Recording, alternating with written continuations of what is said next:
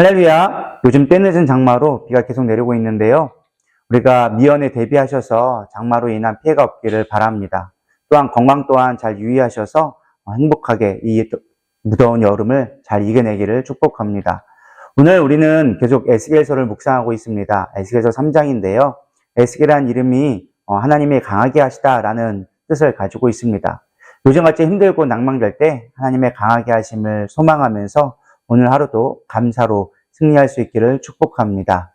오늘 본문 말씀을 이제 보게 될 건데요. 하나님이 우리를 부르실 때는 분명한 목적을 가지고 부르십니다. 그것을 사명이라고 하는데요. 보편적인 사명은 바로 복음을 전하는 것입니다.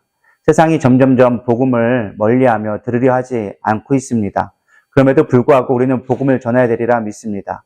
고린도전서 1장 21절에 보면 하나님의 지혜에 있어서는 이 세상이 자기 지혜로 하나님을 알지 못하므로 하나님께서 전도에 미련한 것으로 믿는 자들을 구원하시기를 기뻐하셨도다 라고 말씀하고 있습니다. 어떻게 복음을 전해야 하는지 오늘 본문을 통해서 세 가지 측면으로 묵상해 보고자 합니다.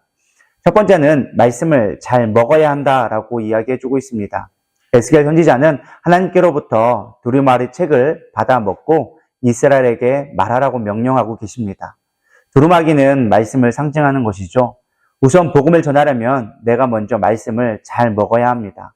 좀 더 쉽게 설명하면 말씀이 먼저 나를 깨우고 내가 먼저 깨달아야지만 전할 수 있다라는 것이죠. 많은 사람들이 성경 배우기를 힘들어하는데 막상 성경 말씀을 배우면 너무나 재밌고 달콤하며 유익한 것을 깨닫게 되어집니다. 3절에 에스겔서는 이렇게 고백합니다. 그것이 꿀과 같이 달았다라고 고백하는데요. 성경이 어렵다고 생각하고 해서 배우려 하지 않고 깨달으려 하지 않기 때문에 말씀이 주는 유익과 어떤 그 달콤함을 우리는 모르고 지나가는 것입니다.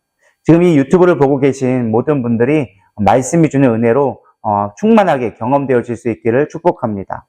나아가 단순히 지식적으로 아는 것을 넘어서 말씀이 우리의 영혼과 우리의 삶의 양식이 되어야 한다라고 이야기해주고 있습니다. 쉽게 말하면 말씀이 체화되어야 한다라는 것이죠. 3절에 보면 내 배에 넣으며 내 창자에 채우리라 라고 말씀하고 있습니다. 성경에서 배는 영혼이 담겨있는 곳을 상징할 때가 있는데요.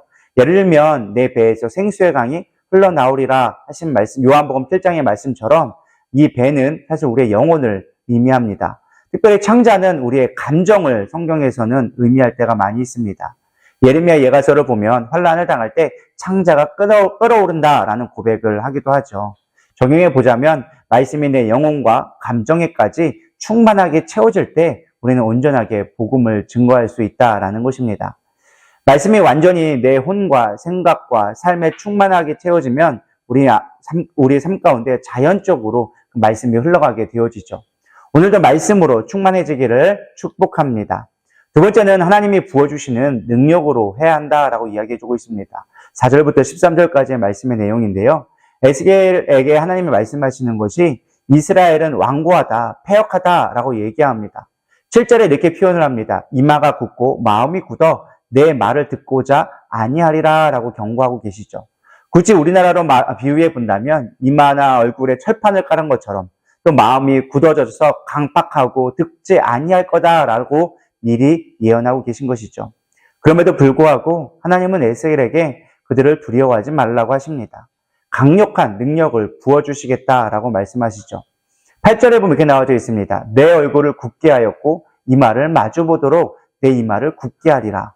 세상을 이길 수 있도록 세상보다 또 더 뻔뻔하고 더 담대해질 수 있도록 만들어주신다라는 것입니다. 사실 복음을 전할 때는 얼굴에 철판을 깔고 뻔뻔해져야만 합니다. 그래도 길거리 전도를 나가면 처음 보는 사람에게 말을 걸고 복음을 전하는 것이 사실은 평소에 저의 모습으로는 할 수 없는 일입니다. 그러나 성령이 임하시면 두렵지 않게 만들어주시는 것을 경험합니다. 한 번이 어렵지 기도하면서 하나님의 능력을 구하면 저도 모르게 제 입을 통하여서 복음이 선포되어지는 것을 경험하게 되어지죠. 또한 하나님은 에스겔을 하나님의 영에 이끌려 들어 올리시는 것이 기록되어져 있습니다. 큰 소리를 듣게 하시고 강력한 하나님의 임재를 경험하게 함으로 세상을 이길 수 있도록 만들어주신 것이죠. 이러한 체험은 우리가 세상 속에서도 이길 힘이 되어지는 것입니다. 저도 말씀을 참 강조하는 목사이긴 하지만요. 체험이 없는 말씀은 무력하고 또 하나 허무해질 수가 있다라는 것입니다. 하나님의 임재의 경험, 영광을 목도해야 말씀이 믿어지기 때문인 것이죠. 복음 전도는 우리의 능력이나 지혜로 되는 것이 아닙니다. 세상은 복음에 대해 무관심하거나 심지어 적대적일 수도 있습니다. 하지만 우리는 하나님께서 부어주시는 성령의 능력을 의지하여져서 감당하게 되리라 믿습니다. 성령님만이 사람의 마음을 움직이시고 복음의 진리를 깨닫게 하시며 변화를 일으킬 수 있는 것입니다. 복음을 전할 때마다 우리는 우리를 통해 일하시는 하나님의 능력을 구해야 하며 그 능력을 임할 때 우리는 어떠한 난관도 극복하고 담대히 나갈 수 있게 되리라 믿습니다.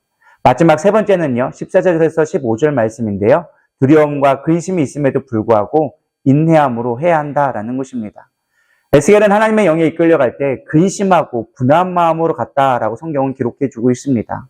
그가 전해야 할 메시지가 당대 사람들에게는 받아들이기 힘든 심판의 메시지였기 때문인 것입니다. 사실 저도 목사이지만 때로는 길거리 전도 나가고 모르는 사람들을 위해서 손을 얹고 기도한다는 것이 여간 부담되고 근심되는 일이 아닐 수 없습니다.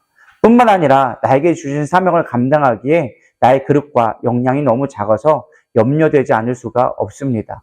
하지만 하나님은 에스겔을 통하여져서 텔 아비브에 있는 사로잡힌 자들에게 가서 그들에게 7일 동안 머물며 말씀을 전하라고 얘기합니다.